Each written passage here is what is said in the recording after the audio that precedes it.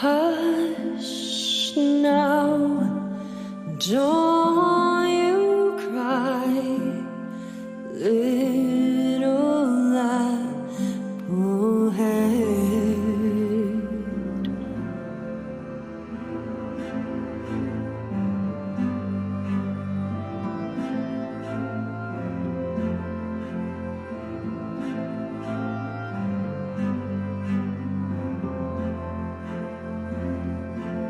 The sky blue over you, your blanket as you sleep, wrapped in white. Close your eyes, and all that mommy needs. The firelight burns tonight, lost within a dream. A kiss goodnight, turn out the light in your bed. Hush now, don't you cry, little apple head.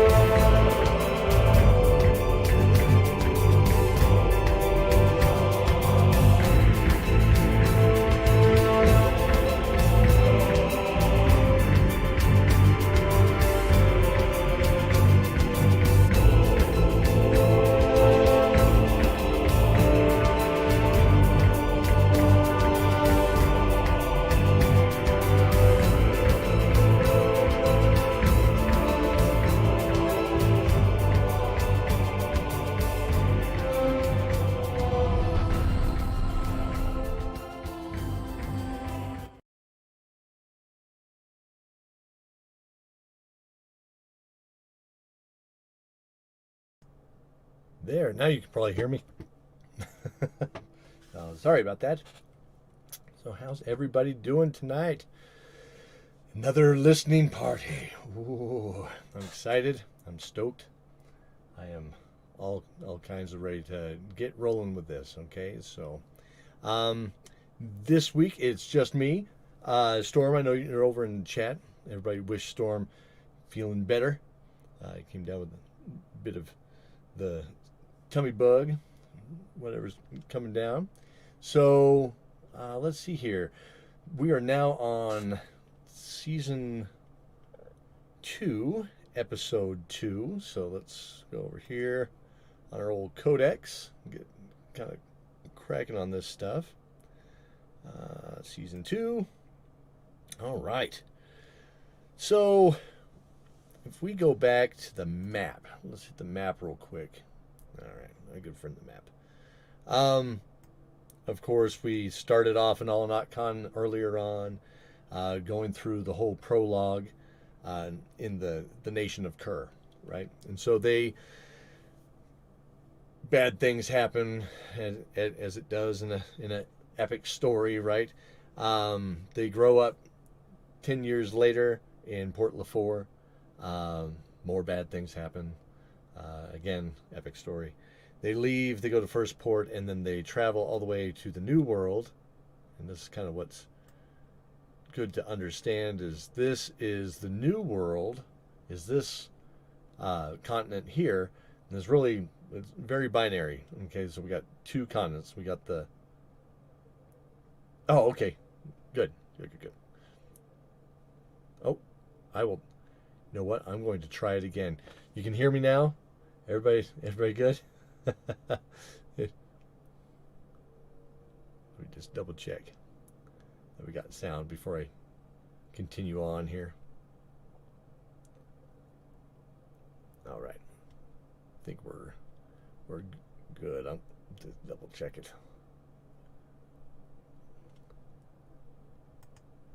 So, can you hear me? Nah. Let's double check. I can hear. Okay, good. That's I will move back to where we were. So we have this nation here. And I think I gotta turn this up a little bit here. See if this is a little bit better. Hear me a little clearer. Okay, so the old world has its own kind of set of mythos. And the new world has its own as well. Now the thing is they're both kind of tied, and that's where we get into talking about the deities behind them. Okay, so in the old world, I set it up to follow the classic D&D alignments minus true neutral because that just doesn't exist. Let's be honest. Nobody or anything can be absolutely true neutral. If you can, that's cool. That's great. But it's, not going to happen. I remember, before I get random, before we go into it, there was a game that was played where there was a true neutral, like, what was he, a druid, if I remember right? The true neutral druid. And we had just gotten done, saving this town from famine or whatever. And on our way back, he oh no, that's not good. That's so sad. Give me a sec here.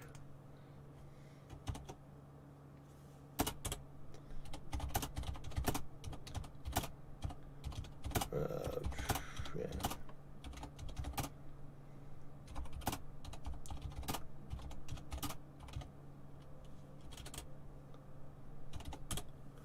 Okay, good. Yeah.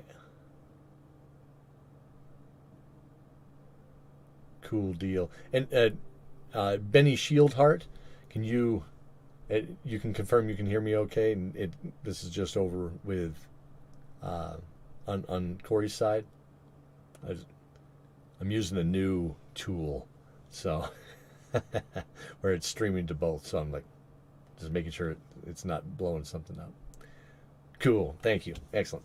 Okay, so the was it the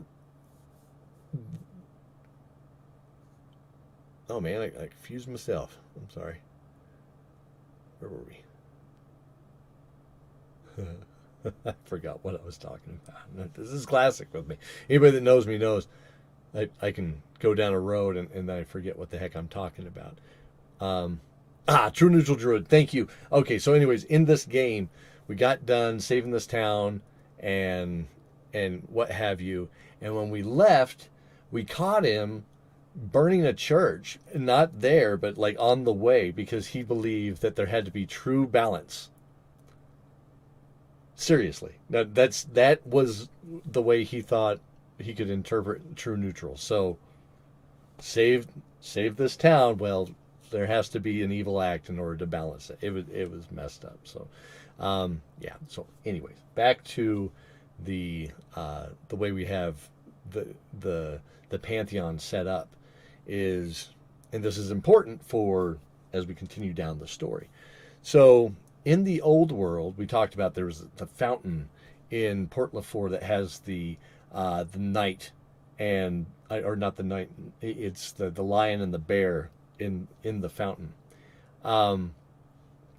The on the other side, the lion is actually the knight, and the maiden is the bear. So that they're the same same religions, but not the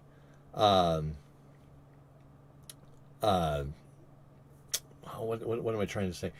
They're the same religion, just a different flavor of it. And I think a lot of that could have been just my own interpretation of religion growing up and, studying and doing my own thing and what have you, where, you start seeing how a lot of it can be the same, or there's similar messages in all of them, right? And so I wanted to kind of echo that in this world. So, and yeah, you got it. So yeah, different pantheons, same gods, and yeah, Benedict. I think an argument can be made that actual true neutral is more psychotic than chaotic evil. I agree. Absolutely right, because it's how the mind works. Even in true chaos, there's a little bit of a path, or at least thinking from the heart. Right, or thinking from here. It can be evil heart, but you're thinking from that. So, anywho, so they go there. We have we go to the new world, and in the new world, let's just take a look here. They ended up going to the Ivory Library. Cordelia went through her test. That was all season 1. Now we're into season 2. So season 2, we now have. We started off with the games, and as we said in the last session, just to recap a little bit, that game was the first game we played, hands down. That was the first game we played, and we talked about that a little bit last time, or a lot last time. That was the main topic. So when they circled back, this is where the whole group's together. And they go on this mission up to see the Baron. Okay. And so we're going to cruise up to. Come on, map. All right. So here in Darkovnia, to this area here, which is the Baron of Venere. Okay. So this black raven on a red shield. So this is also tied with another game that we're running, which is kind of a prequel game. More lore comes out of that. That's a Patreon game. So the Patreons are able to kind of explore the world and learn a little bit more about what makes it all tick. But that's actually this family here is Venere, is who we're going to go see.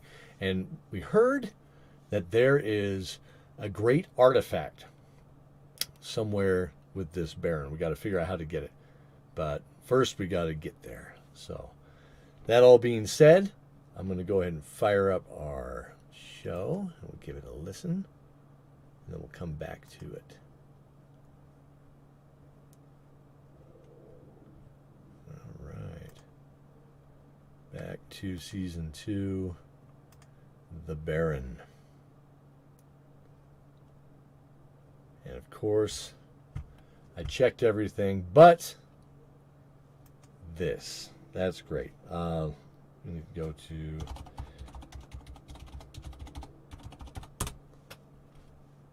DicetowerTheater.com and we'll pull up our show.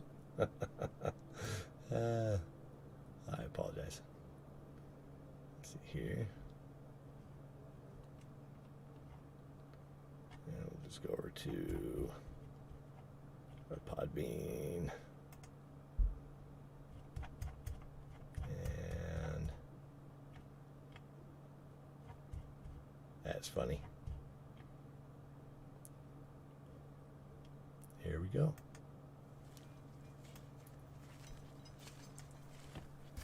Dawn of Dragons, Season 2, Episode 2, The Baron. The road before them was well traveled and the stones worn smooth.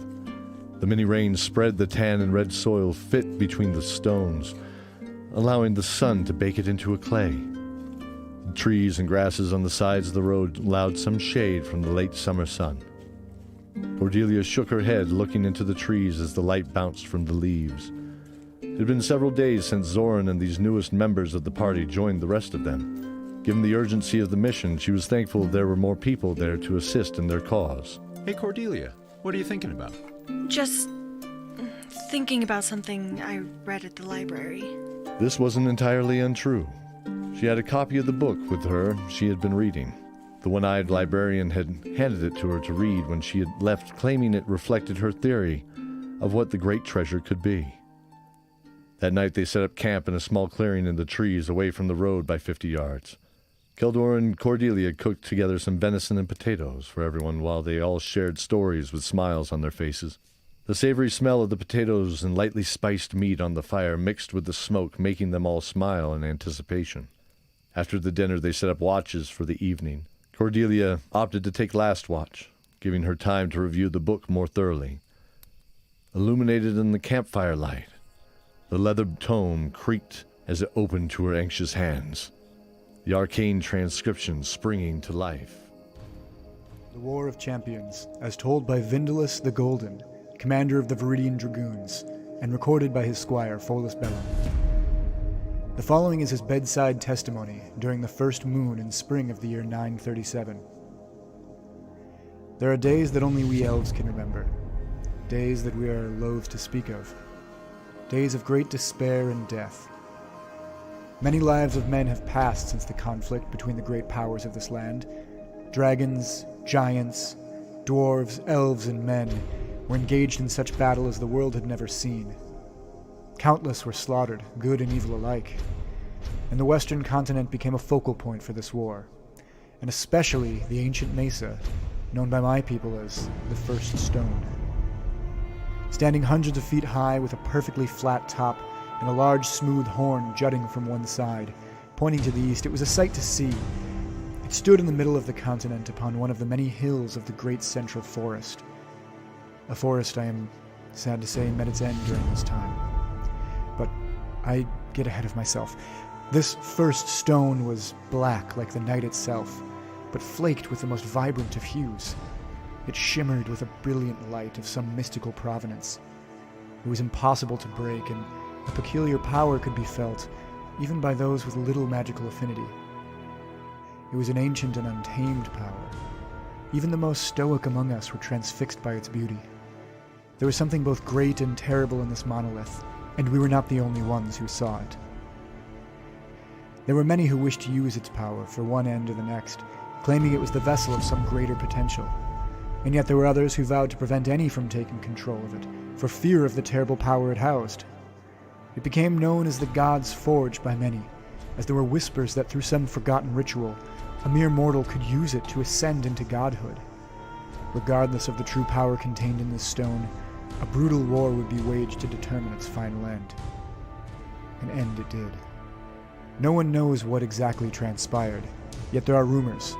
It is said that there was a great flash from the heavens as the smoking, flaming fist of the gods struck the ground. Others claim it wasn't a fist, but the greatest of giants' hammers.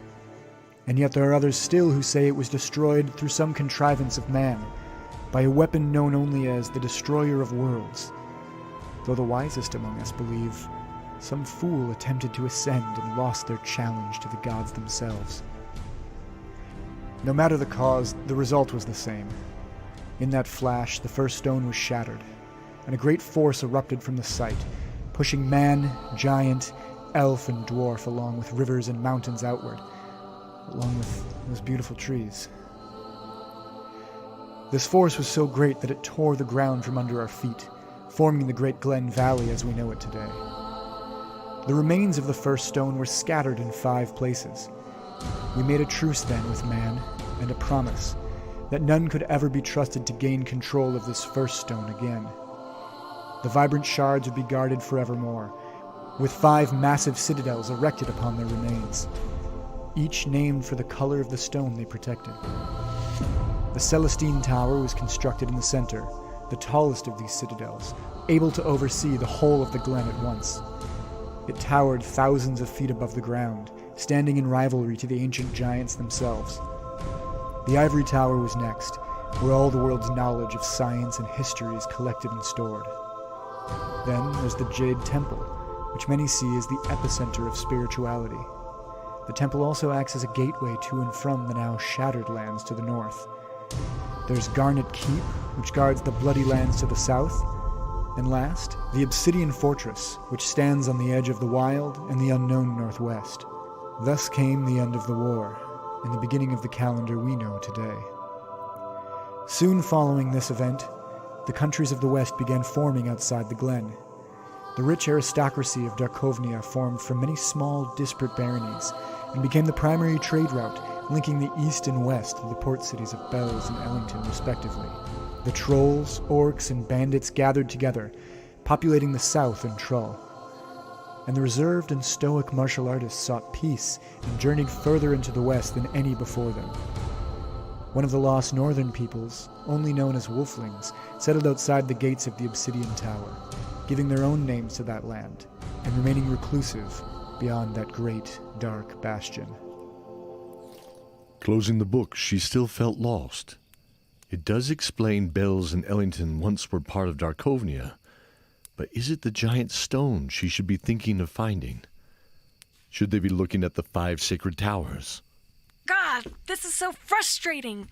She exclaimed as she got up to take a quick pace around the campfire while her friends were fast asleep.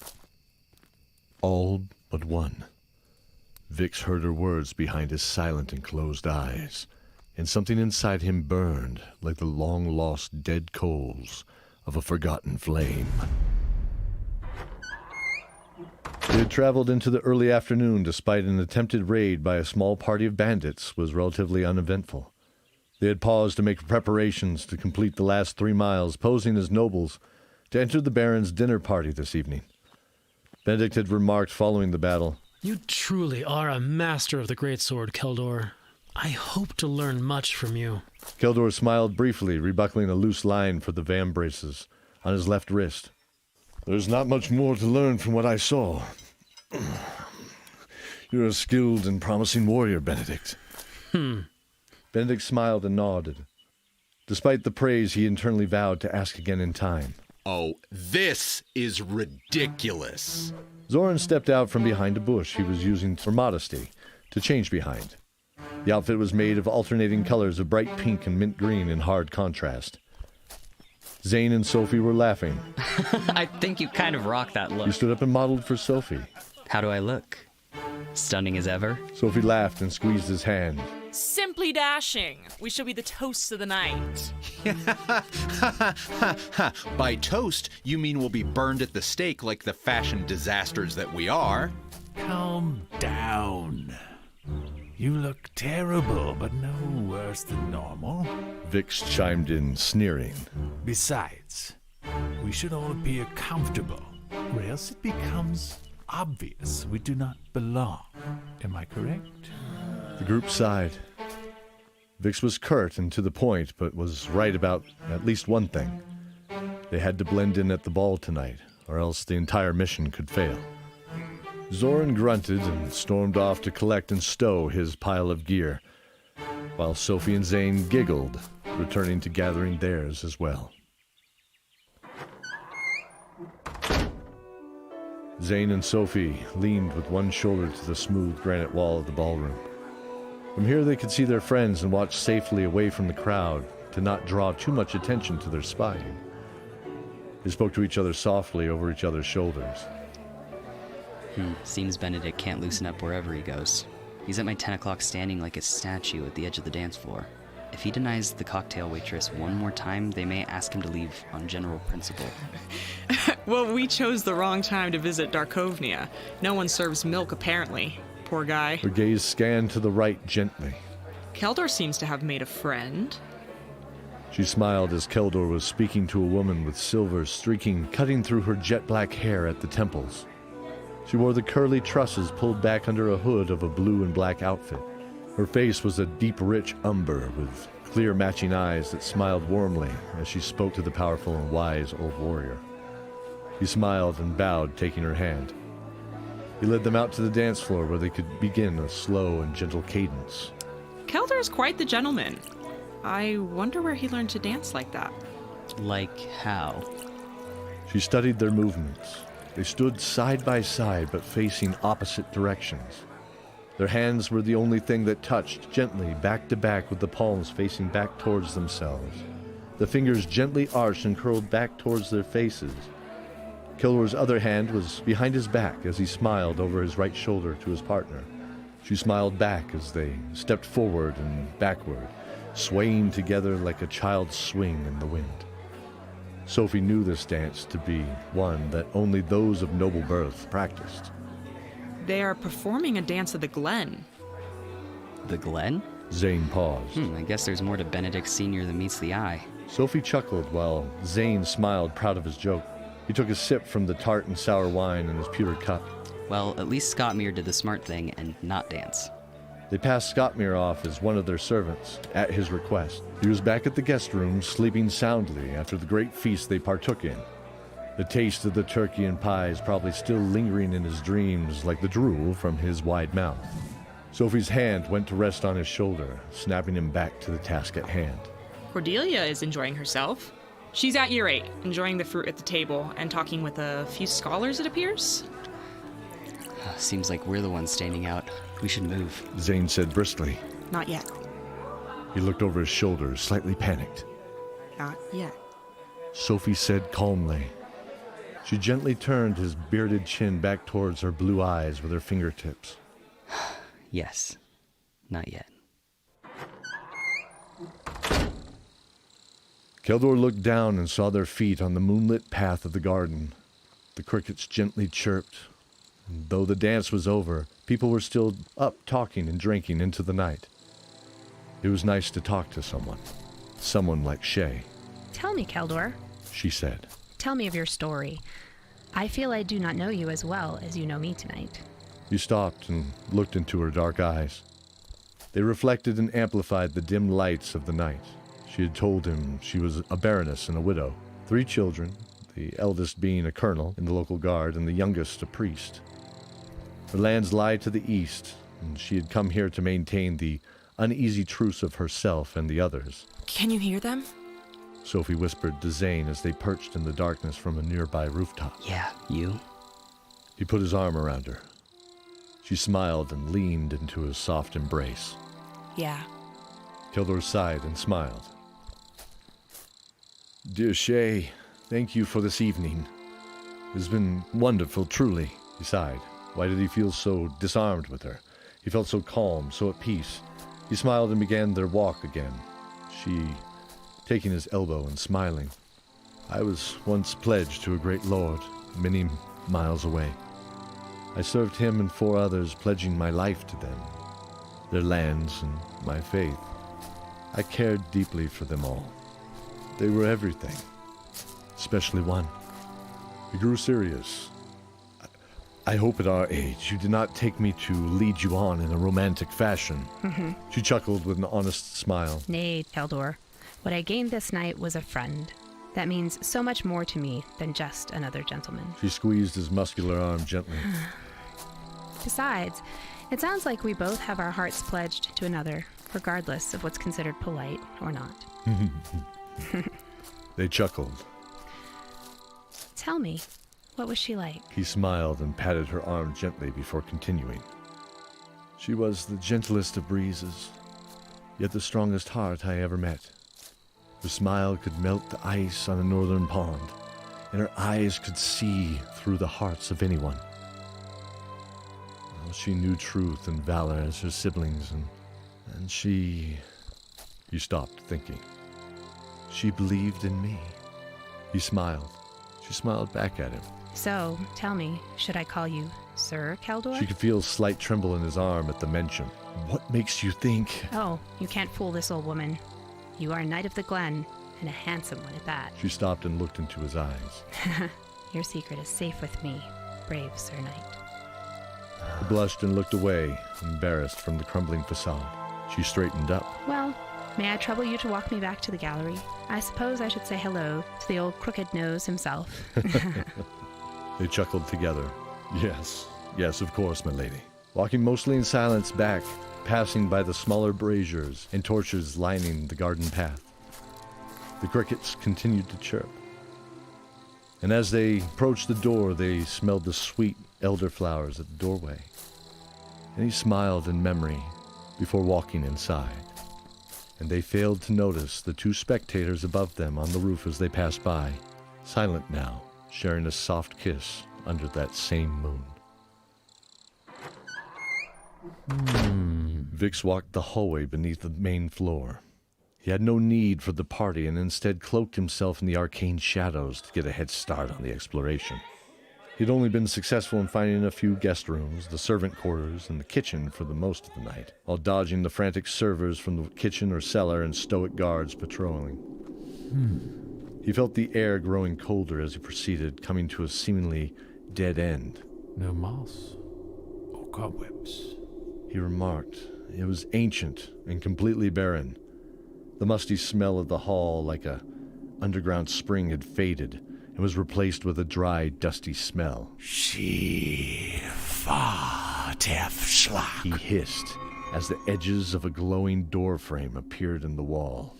He pushed gently, and the wall responded, sliding to the left to allow entry.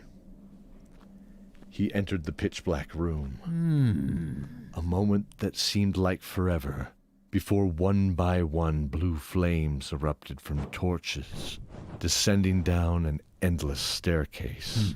Vix smiled. Well, hello. Time for us to go.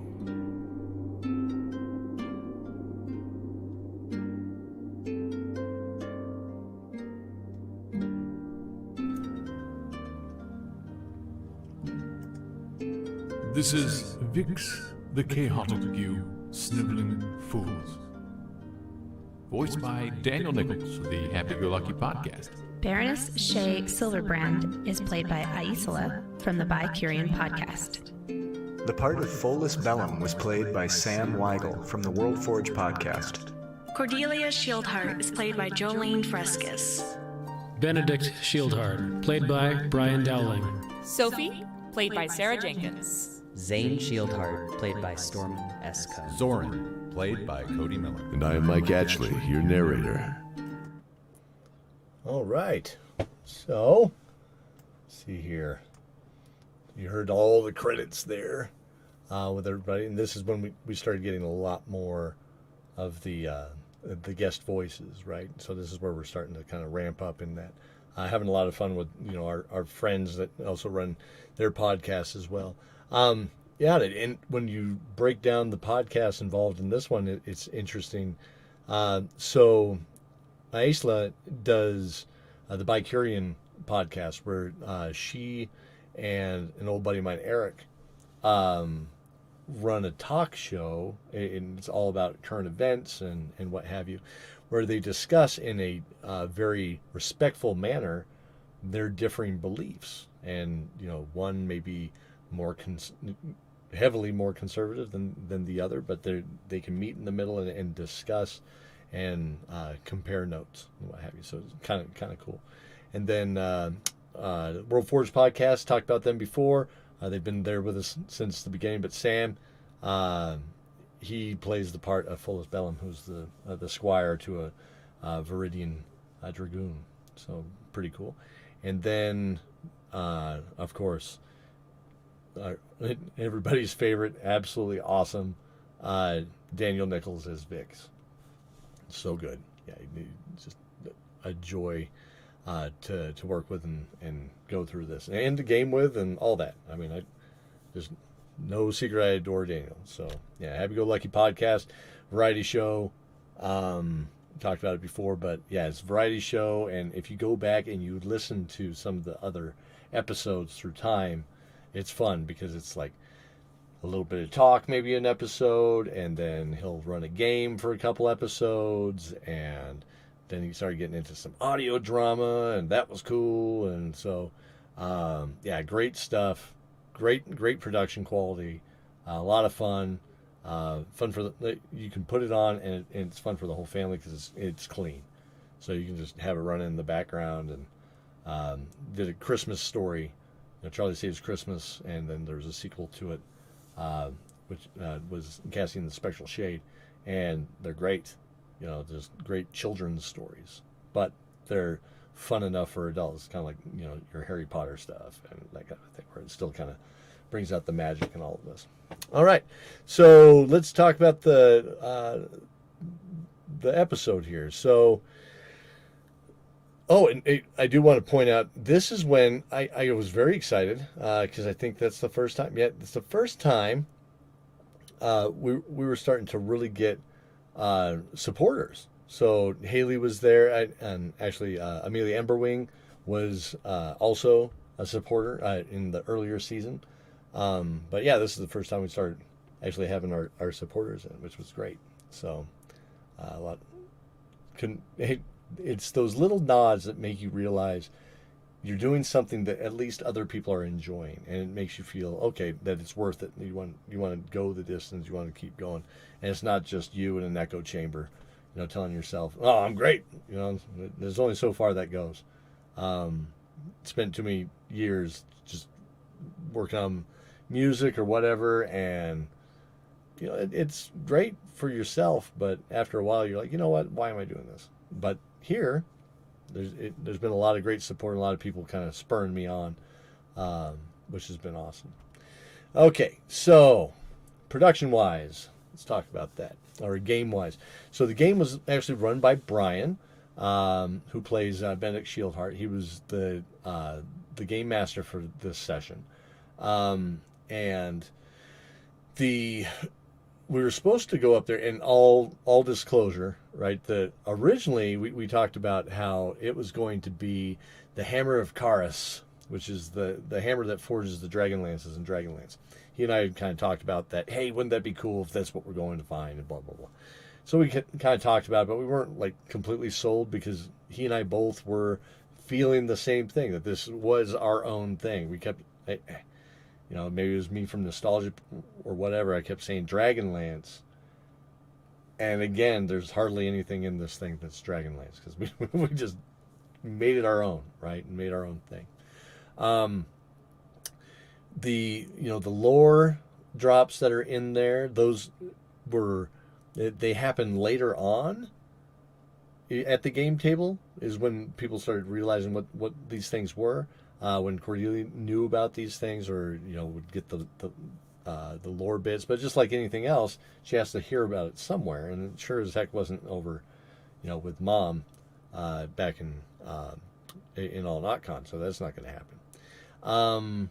So Brian put together this adventure, and he and I work really well together when we co-DM with each other, because we're two different minds, and when we write together, it's very similar.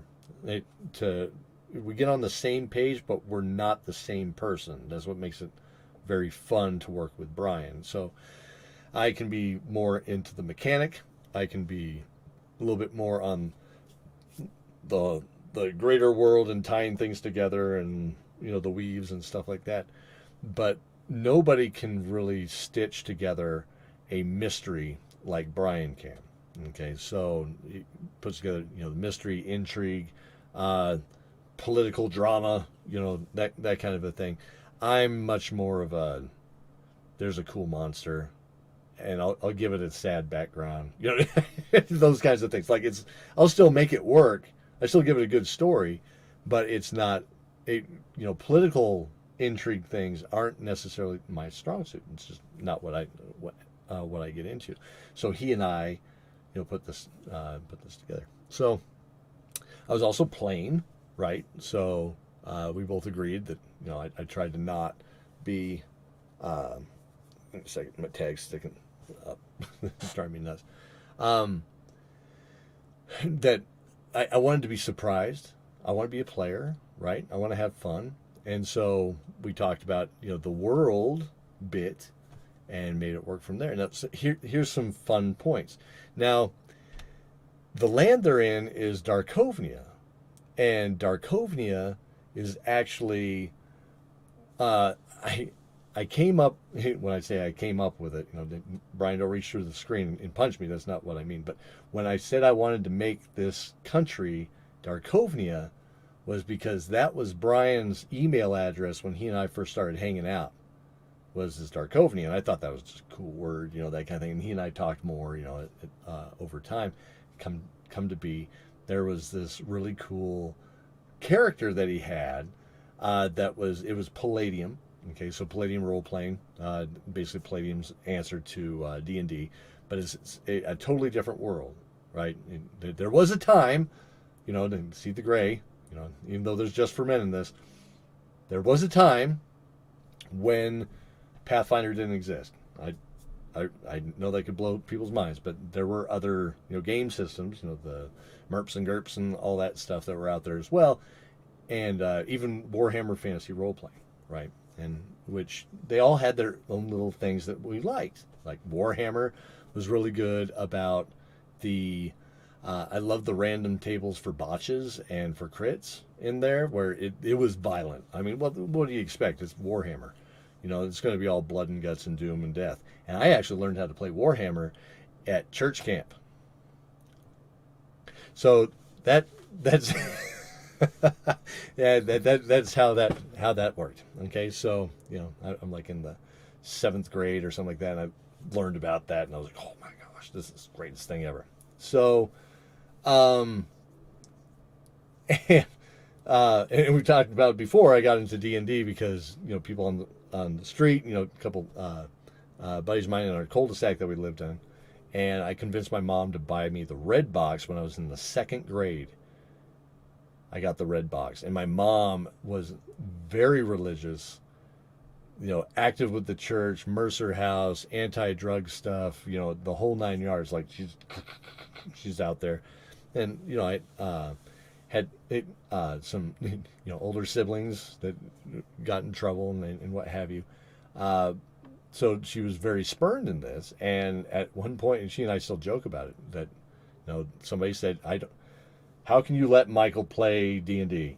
And she retorted with, have you ever watched it? Have you ever looked? Before you just judge, have you ever looked at what it is? And she said, I don't see any problem with him killing demons or pretending to kill demons and devils and a lot of math. And that just kind of, like, oh, okay, well, I guess it's not that bad. So, and that was back in the Satanic Panic. So anyways, back to Palladium and Brian. So again, follow me with the ride, right? It's my rambling.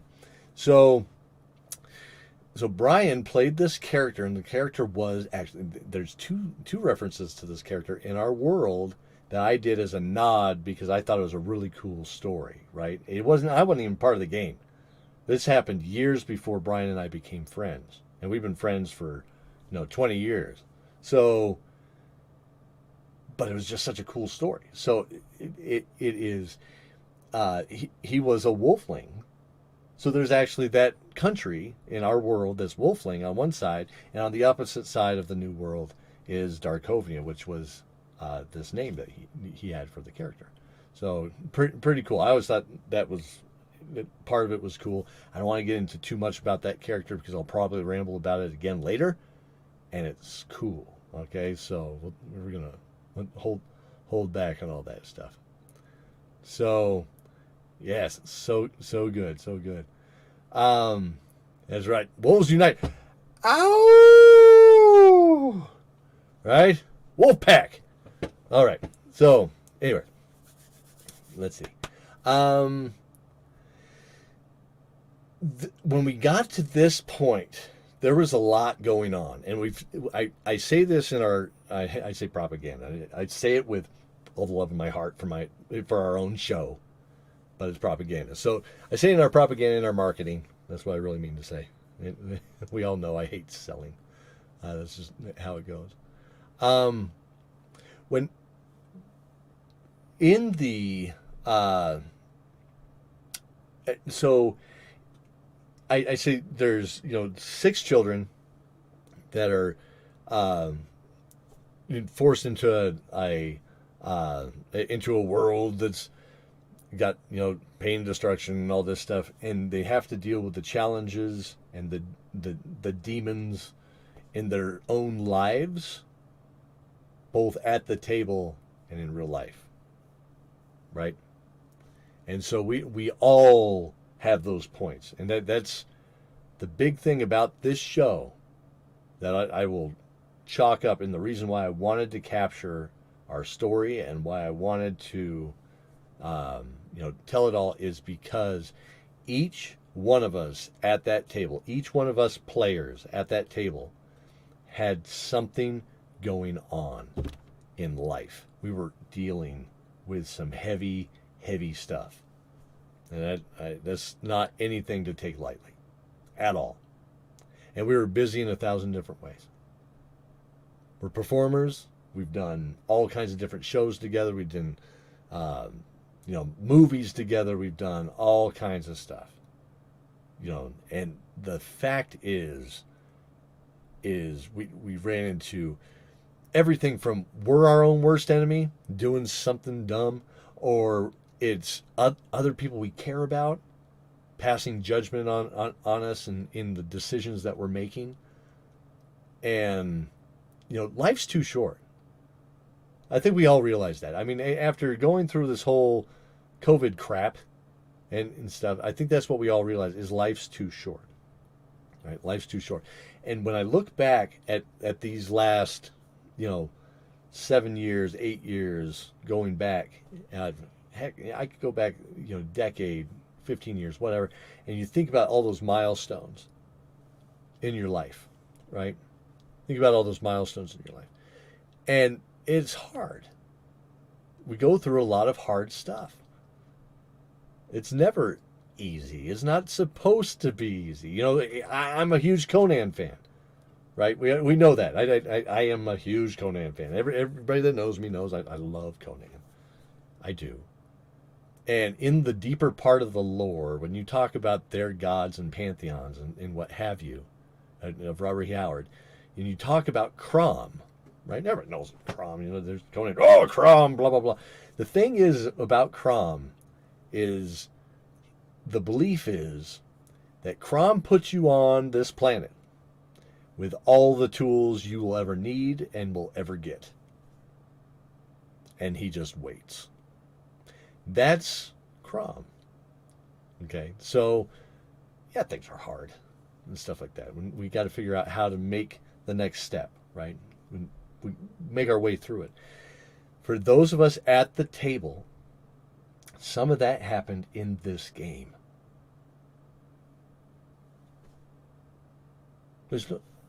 I don't know how else I can say it. It happened in this game. Many of us grew up in this game.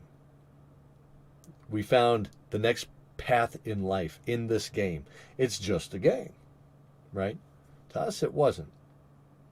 There were events that took place in this, or that mirrored things, or that we could always come back to, but it was a major milestone, an anchor in our life that was so chaotic out there, chaos surfing, like David Bowie always talked about, right? You know, where all of a sudden we had to make, these, life decisions, right? So in this time, right, it wasn't anything dark or anything like that. I think Brian had, there was a bunch of shows going on, if I remember right, around that time. And this could have been, because this would have been 6 years ago, 5 years ago, something like that. But anyways, there shows and conflicts and all that stuff. It happens. It happens. Leading up into this. And so we had to go on a hiatus for a while because we reached a point in this game where we went through the party and that kind of a thing. And we went and we ended the night with everybody going to bed. And this is where it gets to be a critical point. Okay, is so we go to bed, and then some months go by. Just being honest, we had stuff going on at work, we had stuff going on at home, we had stuff going on in our lives. It didn't matter if it was family or romantic or whatever, just tons and tons and tons of, quite frankly, stuff. I can't say it's garbage because I can't judge that, but it was a lot of weight. So good, bad, indifferent, it's something that's weighing everybody down, right? So we're all kind of stuck in there. I couldn't concentrate on doing a game. Brian couldn't concentrate on doing a game. We didn't get the game spun back up for a while. And so I can't remember exactly how it spun up. I know it involved Brian and I talking, and I said, tell you what, I'm going to take it from here and let's just roll with it. And he's like, yeah, let's do it. And it's like, cool. So that's where this episode, little bit with Vix, going down into the basement and opening up this door is the biggest event. And that's when the world changes. So the rest of this season, just not, for those of you that are new to this, it's not that, it won't be that much of a spoiler. Okay, when I say that the world itself changes. Earlier on, it's swords and sorcery and running around and that kind of thing. Now we're getting into an area that is very metaphysical. We're getting into an area that is very spiritual. Let's put it that way. Okay, so that's what this is. So I'm very excited to see where that goes. And that's what I'll say right now around that. Okay, I have rambled up a storm. Lots of greatness. I see everybody's talking in here. Yeah, can confirm. Absolutely. Hugs around. I just love you guys so much. You know that. And I stand by that. You know that. So let's see here.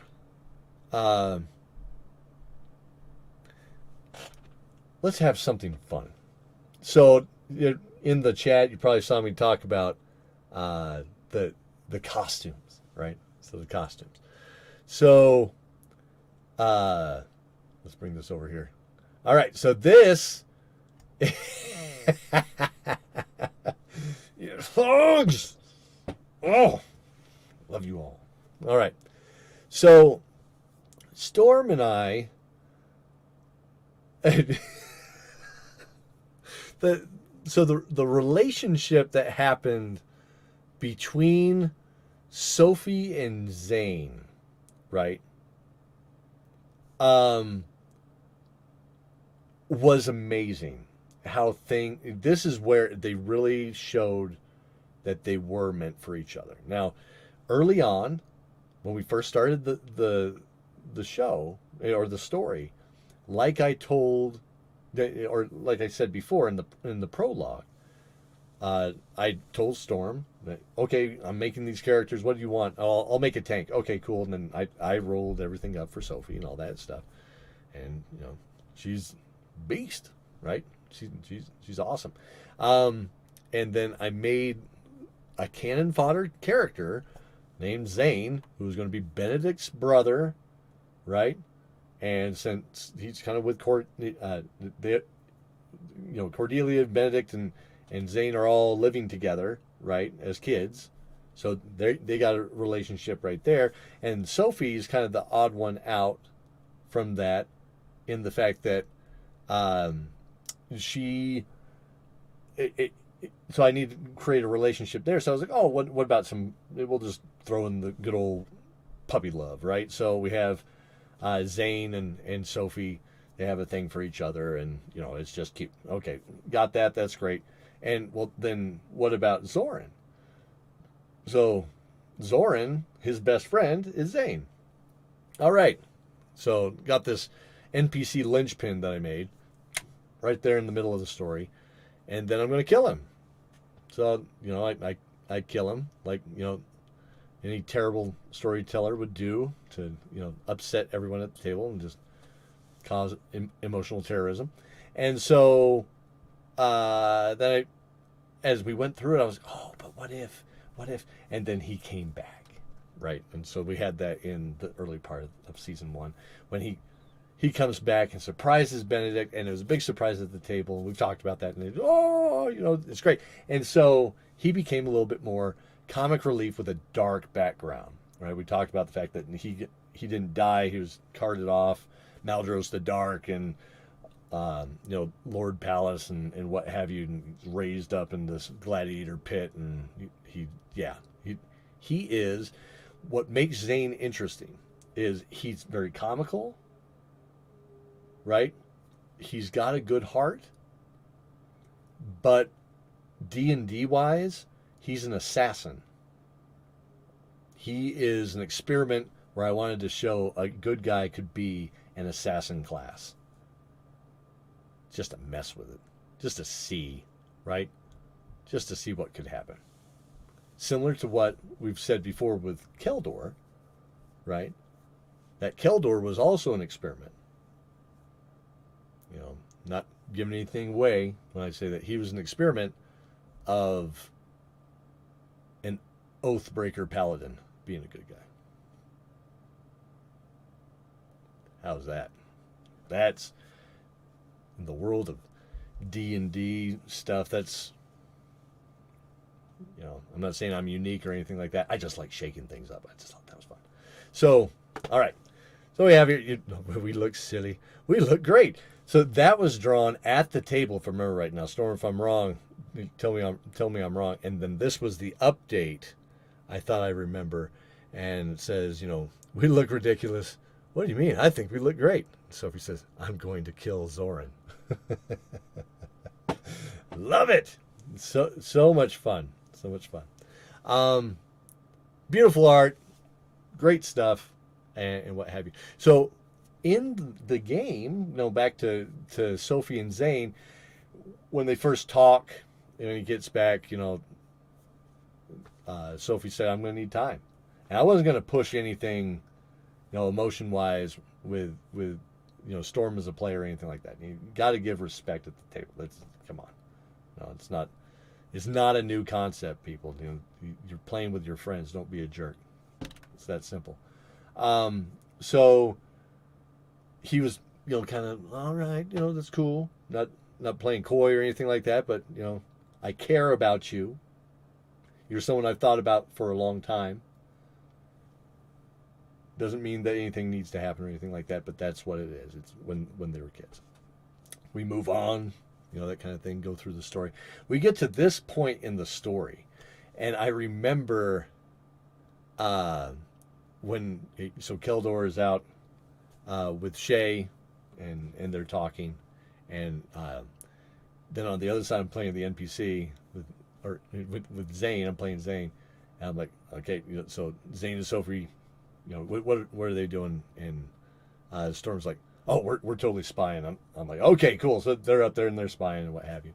And then when they kissed, it was like, wow, okay, so there is something between them, and it just continues to kind of cultivate that they kind of share this mind, right? They share, they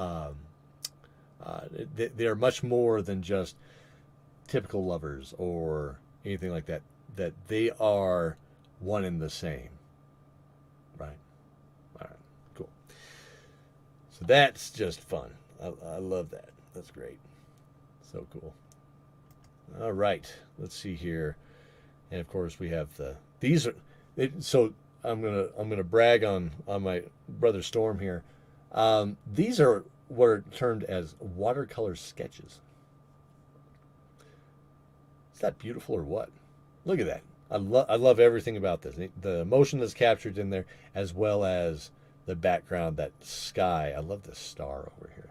And that just it invokes emotion, and it feels otherworldly. It feels like a beautiful fantasy place that you want to hang out in, right? So good. Love it, love it. And then I adore this. It really captures Keldor, and this is one of the only pictures we have of Shay Silverbrand, right? So yeah, not to get too far into spoilers or anything like that, but yes, Shay has 3 children. 3. Mentions 2 in here. Just saying. All right. So let's see here. What else do I have for you? So there's me in my big dome here.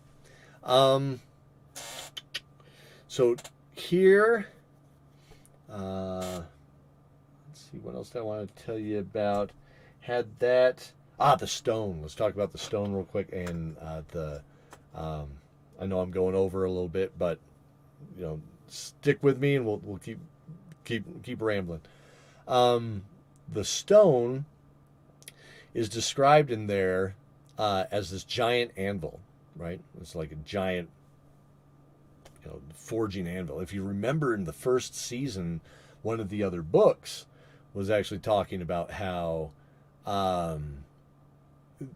the stone itself, or the forging of the dragons, how the dragons came to be, and like in the beginning, like who were created and all that stuff. And so we had the firstborns, right, who were the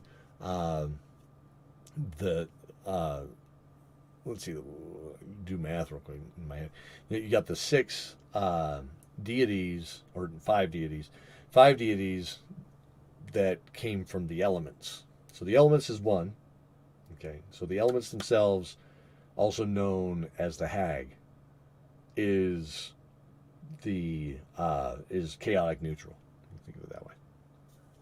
The elements have no law other than their own, right? So that's kind of where I was going with that. And then lawful neutral is the stone, also known as the judge. Okay, and chaotic good is the bear or the maiden.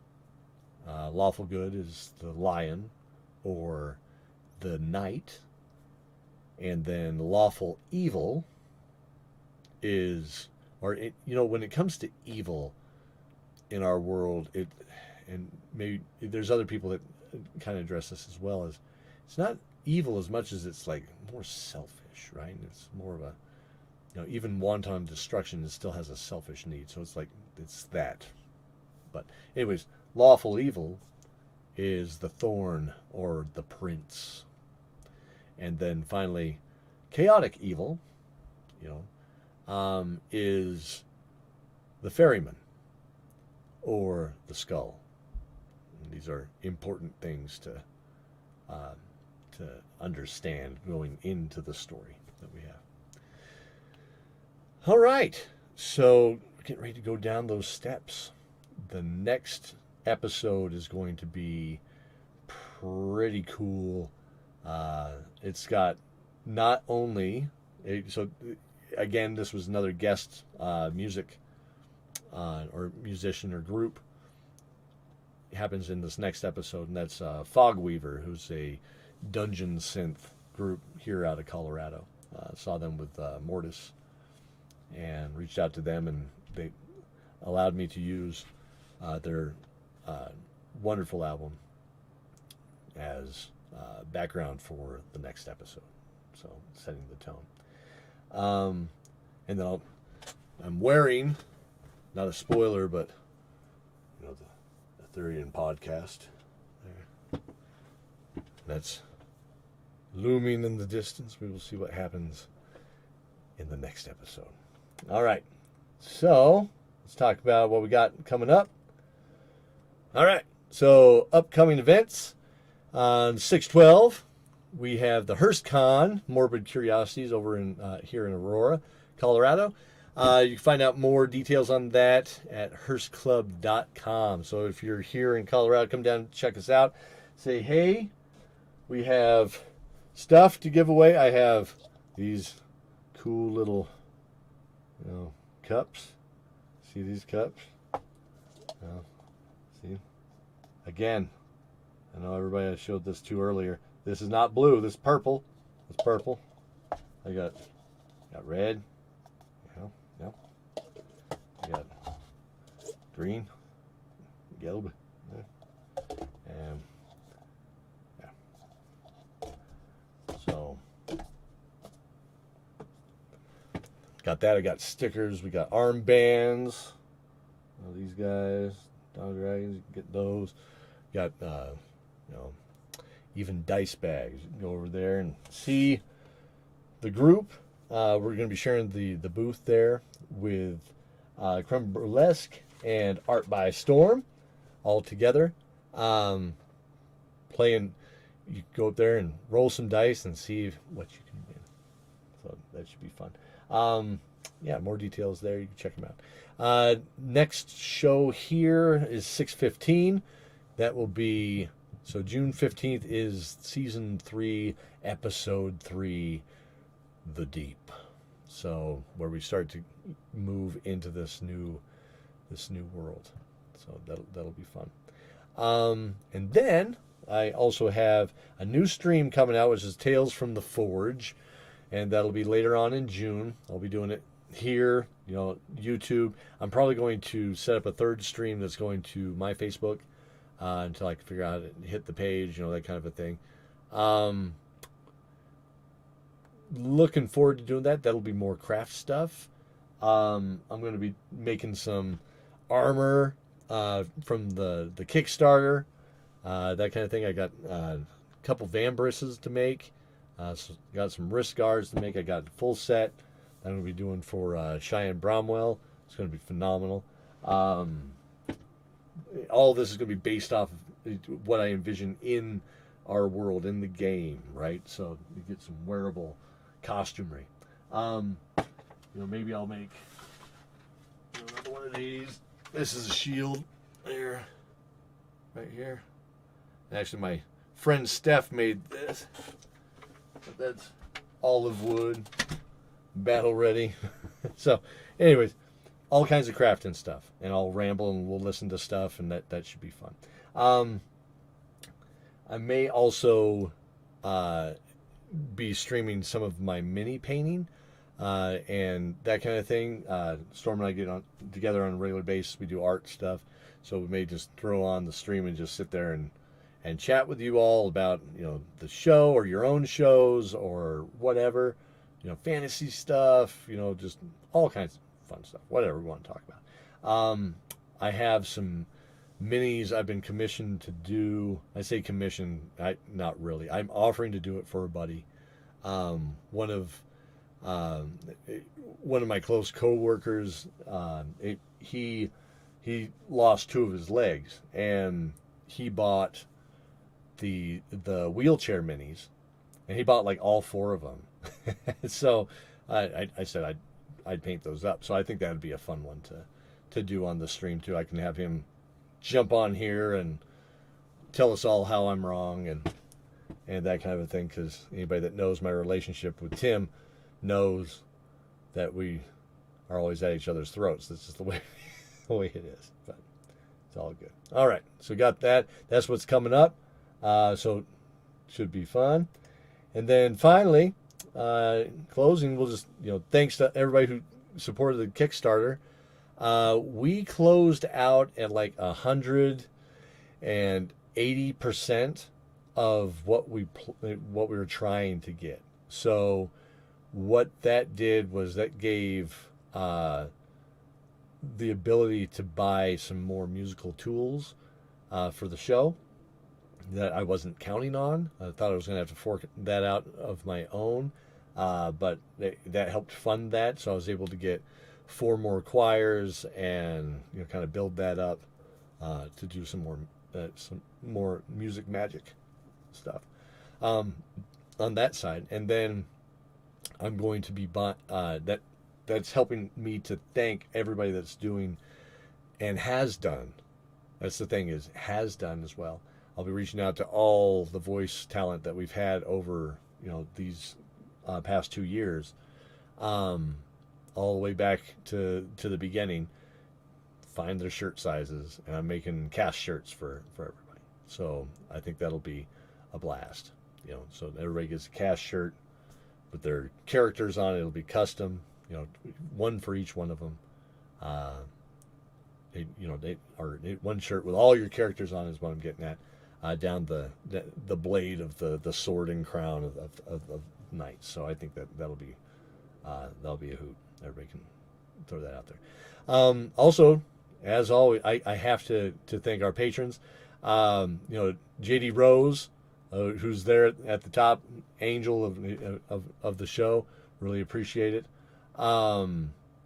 Brian, Colin, Daniel, Haley, Jolene, Corey, all of you have been amazing. Not only do you put in your time into the show, but you're also patrons. I really, words can't say how much that means. It really does push us along, and we're able to kind of get things done. I mean, get some stickers done, get other stuff done, have fun, throw stuff out there, and get the game. And I promise we will be getting the game Shadow of the Barons back online here, probably August, September timeframe. Okay, so that'll give some time to everybody to get kind of recouped, get back into the world is what I'm really hoping that we all do, right? That we can all get out there, enjoy some life. We didn't really get to step outside 4 walls much last year. Let's do that. Let's spend this summer getting out there, having fun, that kind of thing. I'm probably going to Waterworld. I got to do it.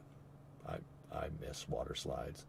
And I have this beard now, and so I'm going to cosplay a walrus going down that slide. It's going to be awesome, and I'm excited. So, all right. And then I also have to throw out Storm, partner in crime, getting everything all done. Also another patron, dedicates time, effort, energy, artwork, keeps me sane, all that. So really, really appreciate that. Yes, we should totally do a Dice Tower world trip. Oh, that would be so much fun. We could do something like that. We could do a cruise. Think about these. I am down. We could do all kinds of crazy stuff. Do some sort of fun thing, right? Do some sort of fun thing. All right, cool. So I got all that up there. Yeah, exactly. Bandit can find the dragon turtle like a real one. Or we can, go on, drink lots of tiki drinks. Because if there's lots of Mai Tais for me. We all know I love my Mai Tai. Oh, Mai Tai, a Mai Tai tastes like vacation. That is my thing. Absolutely. Thunder Bay is wrath from the Night Lord. I would agree. All right, so I was able to put together these choirs. The last thing I'll close with, I'm going to throw on a song as we kind of close out the evening. This song's new one that I put together, and when I was putting it, I was thinking of this next season. So here we go. So season 4. What's running through my head, that kind of a thing. And I got thinking of all the events and stuff and imagery that was passing through, and I thought of what if we all have dreams, right? We all have dreams. We all have the aspirations, the things that we want to be, and the things that we were, right? So when you remember those things, like you remember, for me, remembering when I was 20, that kind of a thing. As a totally different person, right? I think back a decade, and I go, man, I don't, totally different person, right? I think back 5 years, totally different person. You change, you evolve, you keep putting one foot in front of the other and becoming someone in something different. Right. Yeah, that's right. That's right. Scott Muir, you say it, buddy. So,